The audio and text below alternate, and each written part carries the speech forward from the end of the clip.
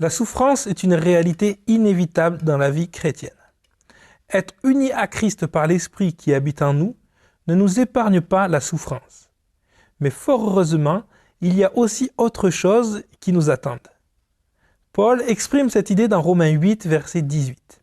« J'estime qu'il n'y a pas de commune mesure entre les souffrances du temps présent et la gloire à venir qui sera révélée pour nous. » À plusieurs reprises dans ma vie, j'ai demandé au Seigneur de me donner une vision biblique pour la survie dans les saisons de souffrance.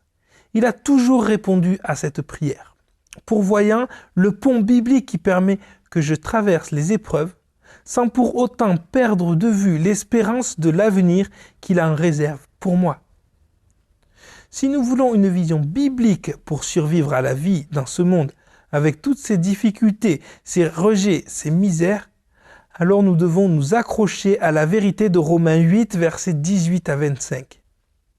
Ici, Paul nous pousse à espérer avec un néanmoins ferme face à des difficultés de la vie dans ce monde. Il ajuste notre point de focalisation d'imagerie poétique en imagerie poétique dans le but de fixer nos pensées sur la gloire à venir et que nous ne perdions pas espoir dans les souffrances du temps présent.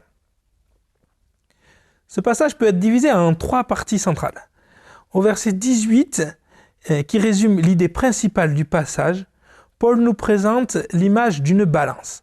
D'un côté, il a posé les souffrances pesantes que nous rencontrons durant nos vies sur cette terre, mais dans l'autre, il a placé la gloire à venir qui a encore plus de poids et qui est notre destinée dans les temps à venir.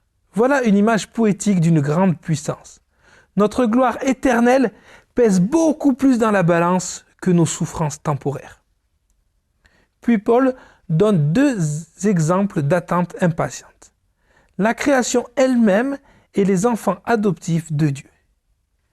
Au verset 19 à 22, la création entière attend ardemment sa rédemption au jour de la révélation des fils de Dieu. Dans les versets 23 à 25, nous voyons que nous-mêmes, nous sommes des fils adoptifs de Dieu, dont l'adoption a été légalement ratifiée et qui sera complètement consommée lors de la fête de célébration où notre Père nous présentera à l'univers comme ses fils adoptifs. Nous attendons une célébration qui surprendra l'esprit des anges et des hommes, le jour où nos corps seront ressuscités et nous deviendrons dans nos corps ce que nous sommes déjà spirituellement, des princes et des princesses dans la famille de Dieu. La phrase clé répétée 3 fois dans ce passage, au verset 19, 23 et 25, est celle-ci. Attends avec empressement. Alors, comment pouvons-nous survivre et même progresser dans une vie de douleur et de souffrance? En attendant impatiemment notre Dieu et en ne perdant jamais notre espérance en lui, quoi qu'il advienne.